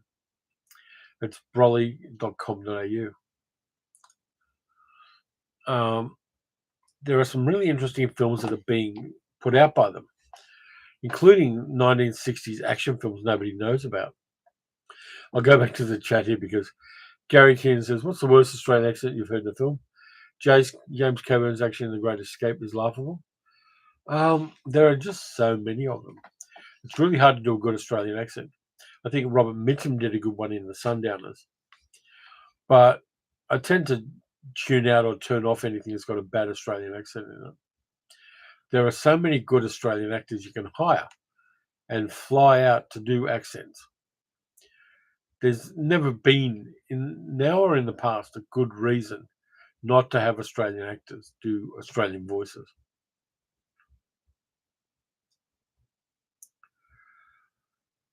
Wolfman's got nice. Are there any Australian genre anthology shows I could recommend? There are a few of them. There was a thing called The Evil Touch, which you'll probably find on YouTube, with Anthony Quayle narrating it. Very bad quality video on those ones. So there was that. Um, there've been a couple of them, but nothing I'd really recommend. Have I seen Lady in the Cage? Stark, brutal with a young James Caan. I've got that. I've got the imprint Blu-ray of it, but I haven't watched it yet. Did I say something about mockumentaries? I think I did. Let me just look at my. Yeah, I saw a mockumentary. You might want to write this one down, which has a lot of fun to it. Just be a second. I'll get some details up. It was actually written and directed by Peter Capaldi, and it stars him. It's a thing called the Cricklewood Greats, which you will find on YouTube, probably, where basically he does a mockumentary about a forgotten English movie studio at Cricklewood, which parallels a lot of the documentaries that came out about the quite quickie English movies of the 40s, 50s, and 60s. And Capaldi does this mockumentary about this fictional movie studio, which takes the piss out of English cinema from the 30s, the 40s, the 50s, and 60s. And it's quite funny. I really like what it does. And the more you know about English cinema, the funnier it is.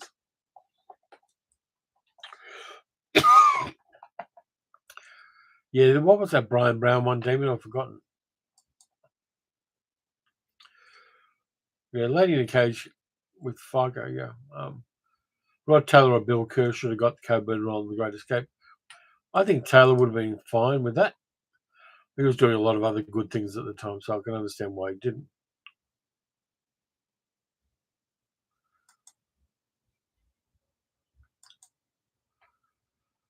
Yeah, Jason, Umbrella. What you should do is go to the Umbrella website, and if you don't mind the DVDs, there's a lot of cheap DVDs of really obscure deep cuts that Umbrella is selling off. And you'll find some films there you might not know about. And even with the postage problems, you may well find a ton of stuff, as long as you've got a region-free Blu-ray player or even a DVD player in some cases. There's a lot of stuff on Umbrella's website, which is going for like $5 each and $10 each. And that stuff is really kick-ass. Yeah, Twisted Tales and More Twisted Tales. Brian Brown produced that as a series. Didn't go anywhere because it was done for commercial television. They didn't promote it. But I hear some okay things about it. Smack Salad says, watched Abigail yesterday knowing nothing about it. It was surprisingly fun and also acceptable. Yeah, it's great. I loved Abigail. And I saw it again in that little Art Deco cinema by myself, which made it even more delicious. Yeah, Channel 9, Damien. Commercial television in Australia is the worst. It's full of reality television and quiz shows and sport and people that you wouldn't sit next to in a pub. Just the worst.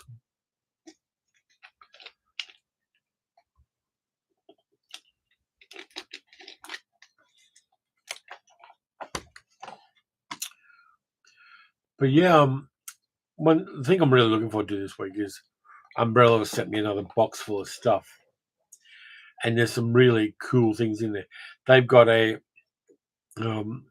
box set of Tank Girl, which I'm looking forward to. I love Tank Girl. I think it's got a really kick-ass attitude and um, just a lot of fun. And Umbrella put out a prestige release of that, and they've done a release of Coffee, the Pam Grier movie. They're putting out a Blu-ray of that, which I'm looking forward to as well. Adam says, I wanted to say OnlyFans a channel the other day, and I love it. You have a chilled style and a great taste in movies too. Keep up the good work. We appreciate you. I appreciate you watching, Adam. Thank you. Yeah, I do what I do, and my opinions are always my own. But I'm glad you found us. Gary says, Michael Small and David Shire is the most underrated film composers. I like David Shire stuff. I've heard a number of things.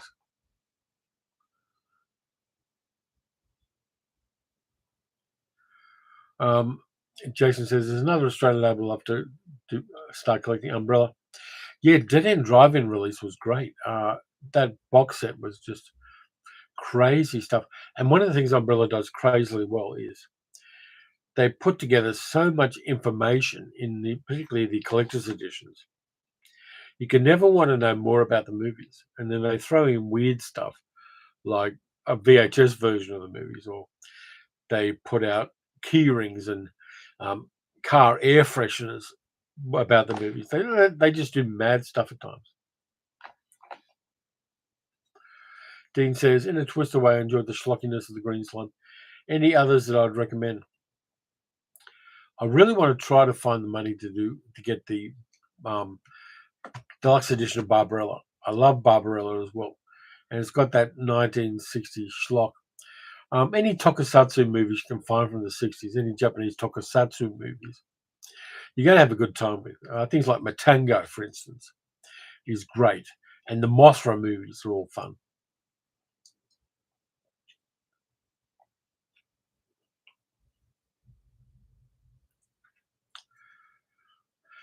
See you, Janet and Ned. You guys have fun in Spain, and thank you for being part of this. And go get some sleep. It's got to be crazy o'clock there.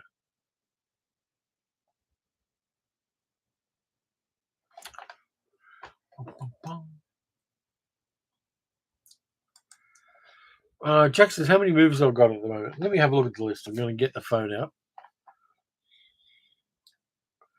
I haven't catalogued them all. But according to my list of the ones I've catalogued, I've got 2,304, which probably means I've got about 3,000. Golden Bat was fun, bizarre Japanese superhero film. Yeah, Golden Bat was great. I did manage to pick up that Tokusatsu collection from Shout Factory, I think it was, which had some great stuff. Atragon, The Mysterious Battle in Outer Space. Yeah, they're all great. Dave, what's the best caper film? The Hot Rock is a big fan. Rafifi. Rafifi always. Jules Descends Rafifi is the original gangster of that kind of caper film. And then he did another one called Top Carpi, which had Milena Makuri in it and Peter Ustinov about robbing the Topkapi Museum in Istanbul. Both of those are the goats when it comes to caper films. Hot Rock's good fun, but Rafifi and Topkapi are my go-tos. And also, Rafifi has that edge to it about having real French gangsters in it in some of the smaller roles. Keith says, my opinion, the most overrated actor, past or present. Good question. There are a number of them. I think Jared Leto, who has the tool set for being a good actor, makes consistently bad acting choices in the movies he makes. There's a kind of willful self-sabotage to Jared Leto's movies that I find horrifying and fascinating at the same time. I really think that there's something wrong there, which for some reason keeps getting roles. Borsellino is a great French gangster. Absolutely, Borsellino is great. Pretty much anything with Jean-Paul Belmondo is great. You should see The Burglars too with Belmondo and Omar Sharif. Belmondo does a stunt where he gets tipped out of a dump truck full of rocks at the top of a cliff, and runs down the slope with real rocks bouncing around him. Fantastic film. Good car stunts in it as well.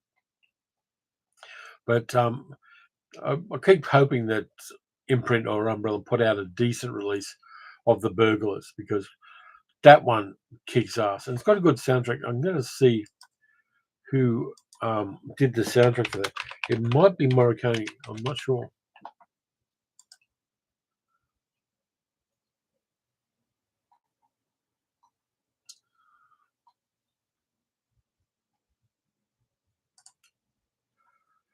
But the Burglar soundtrack is really top shit. It is a Morricone soundtrack.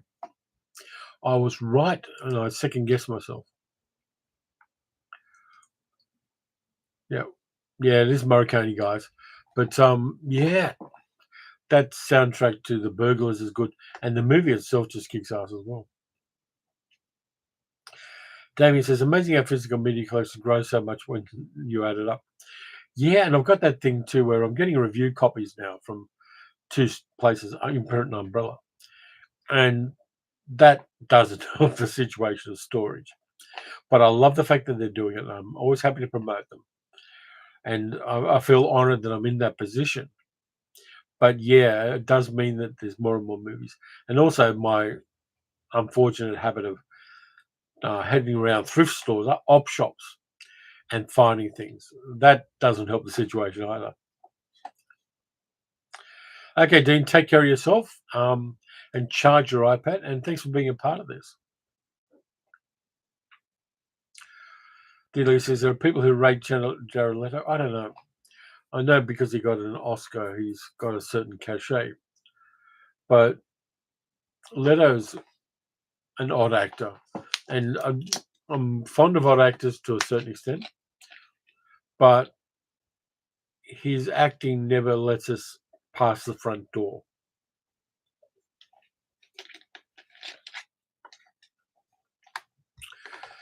Yeah, my name is Nobody. I saw all of those Terence Hill, Bud Spencer movies. They came out in the cinema when I was a kid, and I saw a ton of them. And they always got big audiences, and people were laughing their guts out. Darren says, snuck on a live stream when I wasn't paying attention. Naughty boy. Okay, back to work now. Yeah, Darren, I put up, I actually had it on the channel page for days. I always put up that there's an upcoming um, live stream, and I always put it up a couple of days earlier with the thumbnail. I try to do what I can to get it to you. By the way, anybody who hasn't, give it a thumbs up. Have I forgotten anything, middle-aged geek girl? Because I gave you a little list. David says, when did I start collecting? It first started in 1984 with my first VHS. Probably would have been around the same time when I got Kismet on VHS, and I got a VHS player. I was living in Sydney at the time. And where I was living in Sydney in Glebe, around the corner there was a VHS warehouse where ex-rental copies of VHSs were sold for $5 each. They'd come back from the video stores, and they'd line them up on the concrete floor of this warehouse. And you could just go down and pick them up for $5 each. So I started out doing that, and I ended up with an enormous collection of VHSs. And when DVDs came along and I started adopting DVDs, I was so grateful because DVDs take up less space. And I did get rid of the VHSs. I simply didn't have room for them, and I knew that things were going to come out on by other means. But yeah, middle-aged girl says I've covered everything. Wolfman's got knives. Good night, and thank you for being part of the live stream. I appreciate that a lot. Yeah, but Terence Hill, Bud Spencer movies very popular in Hungary. Gather they were more readily available than other films for quite a long time. Tech Girl, awful experience making it, but always nice to see people who wind up appreciating something like that after all is said and done. Yeah, I'm really looking forward to getting that box set from Umbrella either today or tomorrow. It looks really good. It's got some really great cover art on it. And it's the kind of stuff that Umbrella does very well.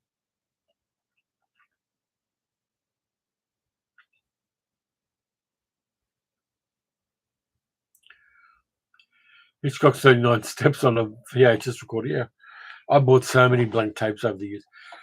When I went to America in 1998, I came back with a sports bag, a big sports bag full of VHS tapes that I couldn't access here in Australia because it was still very early in the internet. You couldn't easily buy things.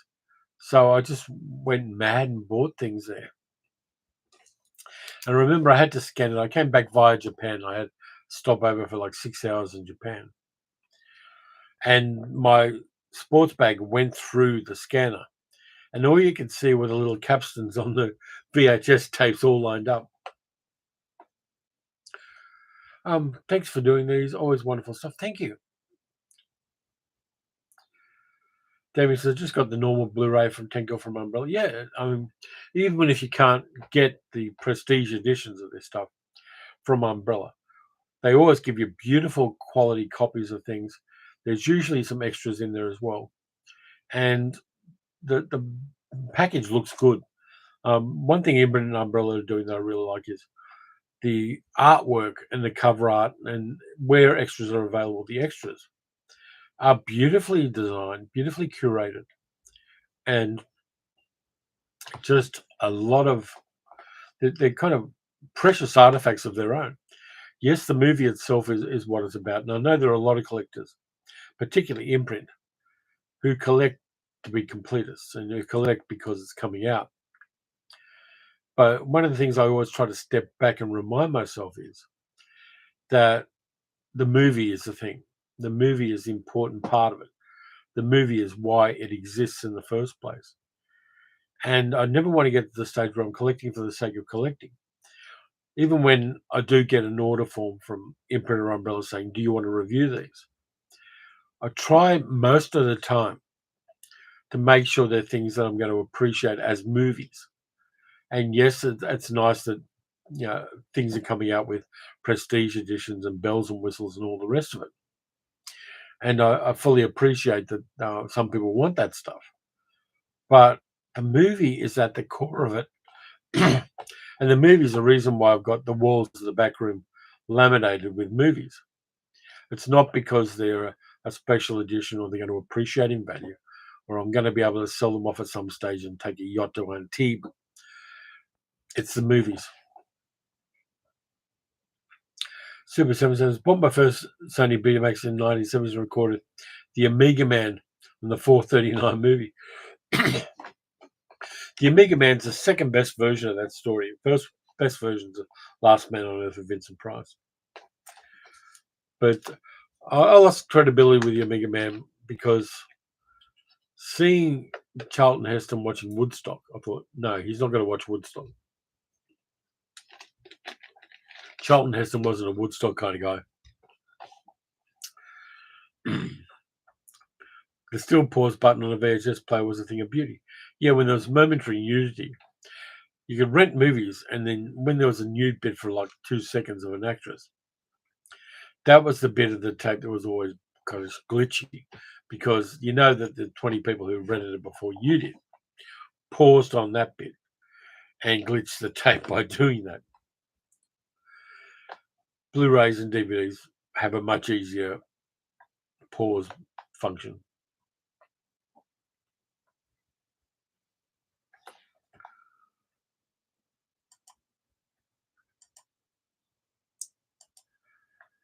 D. says, I bought Last Man on Earth this afternoon. It's a good choice. I think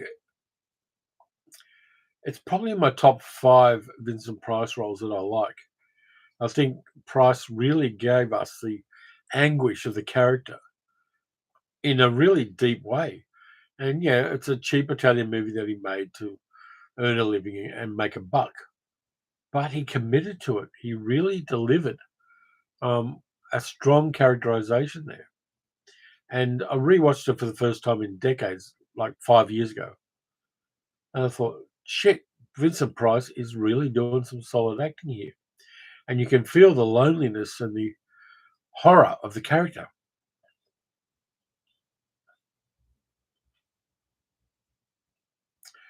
Yeah, that voiceover of Smackzone works. And the Italian locations, give it a slightly futuristic look in the best way too.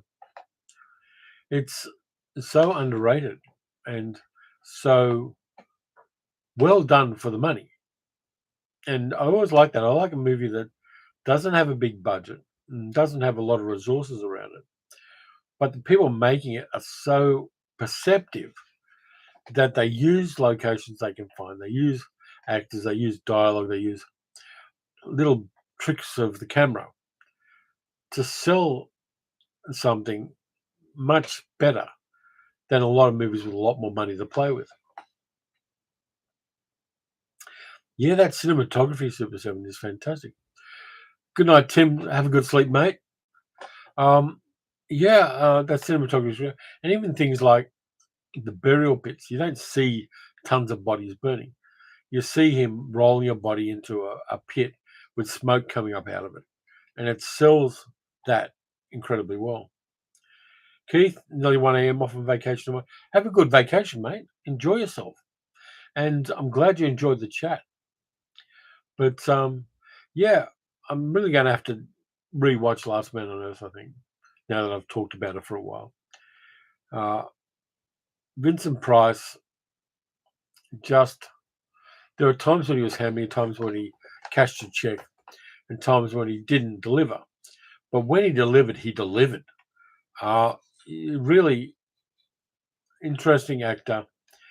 People start talking about whether he was gay or bi or whatever. If he was, good on him. I mean, yeah, that kind of stuff I'm interested in, but I'm not going to lay money either way on that kind of stuff because I simply don't know.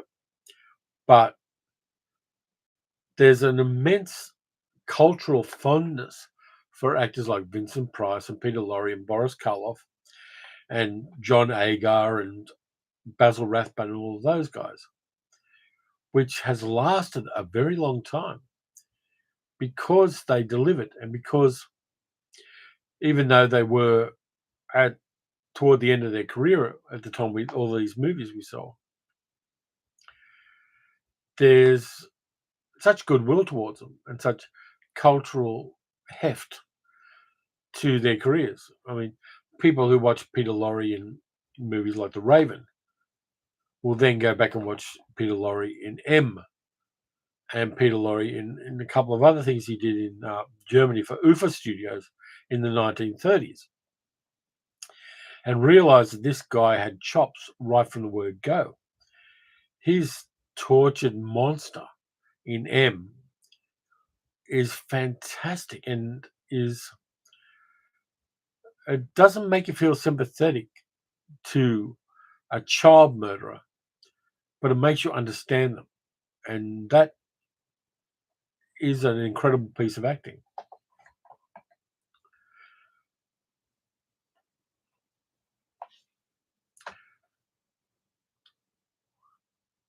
Yeah, Mad Love, absolutely. Laurie, I mean, yeah, he had a problem with opium addiction, but Laurie was just such an incredibly adept actor.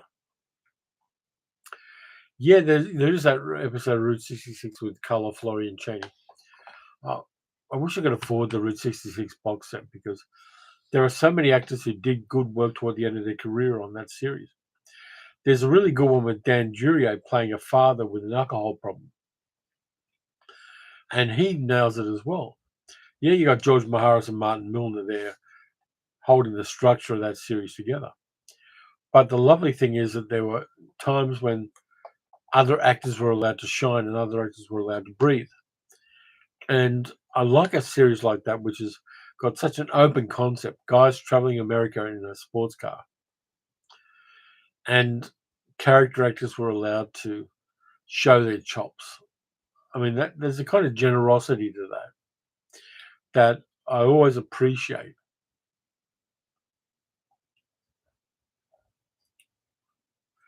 Jack says, what are my thoughts on filmmakers who omit commentary tracks on their discs? There have been quite a few unusual films, such as Under the Skin, Annihilation, and Men. I think that if they choose to, that's their right. Uh, where there are no commentary tracks for movies like Annihilation or Men or Under the Skin, there are any number of people who can step in and contextualize them. There are so many YouTube channels that explain the ending of movies, unnecessarily in my book, because if you sat through to the end of the movie, you know what the ending of the movie is. And if it's in all ambiguous, you can make your own interpretation of it. Not my favorite kind of YouTube channel. But I think that there's enough alternative commentary that it's not entirely necessary to do that. Yes, it was fun to listen to the commentary track of movies like The Manchurian Candidate, where they sat Frankenheimer down and explained where mistakes actually enhance the film. Like there's a bit toward the end where Frank Sinatra's character, Marco, is unraveling the brainwashing he had, and his face is slightly out of focus. That was done as an accident, but it ended up enhancing the movie. That kind of stuff I like, but I don't think that it's entirely necessary. Yeah, Middle-aged good girl says there are entire channels that just recap movies. I mean, WTF, yeah. But there's an audience for that stuff, which, fair enough. I mean, if it gets people engaged with movies, I'm in favour of it, and I don't mind it. But it's not my kind of gig.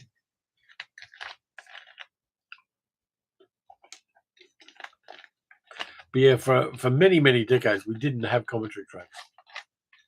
And I'm fine with that. If they're there, I'm happy to listen to them, particularly if they're people who know what they're talking about. There are a lot of commentary tracks that come out which are just two guys riffing about movies and not necessarily talking about what's on the screen. Not particularly a fan of that kind of commentary track. I like people to stay on point, and there are bits of the movie that you think that would have been really useful if they had have talked about that, and they don't. But there are people like Kim Newman. I like his commentary tracks. Kat Ellinger. There are a number of really good people who do this stuff. Emma Westwood does it as well. Just really intelligent people who, when you've watched a movie once and then you listen to the commentary track, a whole side of the movie you weren't aware of opens up to you. And you go, I didn't think of that, but shit, they're right. I love that kind of commentary track. And it doesn't necessarily come from a director. It comes from somebody who's very perceptive and has watched the movie and has done their homework on the movie. And then just opens the world of the movie up a lot more for you.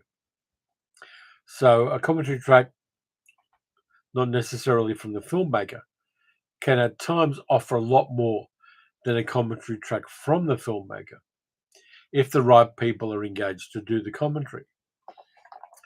Doesn't always happen and doesn't happen often enough.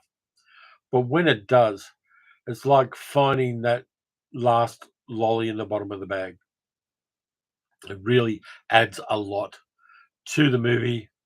There are a number of movies I've seen where commentary tracks have just enhanced the experience and have helped me understand bits of movies that I didn't quite get. And sometimes it's a cultural thing, sometimes it's just me being thick. But I like commentary tracks, but I don't think that the filmmakers themselves are sometimes the best people to do them. So we've got a minute left. So anything anybody wants to say before we all go away and I make myself another coffee?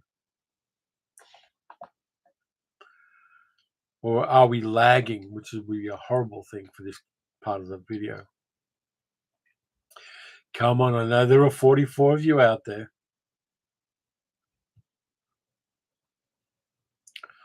And they're all going to turn up just as I end the video, which is going to be hilarious. Hello, you can hear me good. That's a good thing to know, middle-aged good girl. And thanks to middle-aged good girl. Thank you for your monitoring everything. D. says, thanks for doing this. Always interesting. Thank you. Garfield, just thinking of a coffee myself. Yeah, I'm going to go and knock back an espresso. Yeah, thanks a lot for everybody. It's always good to have the interaction. Yeah, Damon, you and Heather have a good day.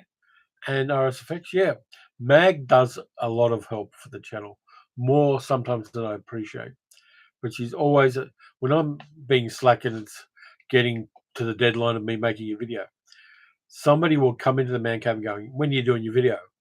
And that's a middle-aged geek girl helping out a lot. Thank you, Garfield, and thank you, Jonathan, and thank you, middle-aged geek girl. And in 2 seconds, we're out of here. So everybody, look after yourselves, watch some good movies, watch some bad movies. Take care of yourself, and I'll catch you later.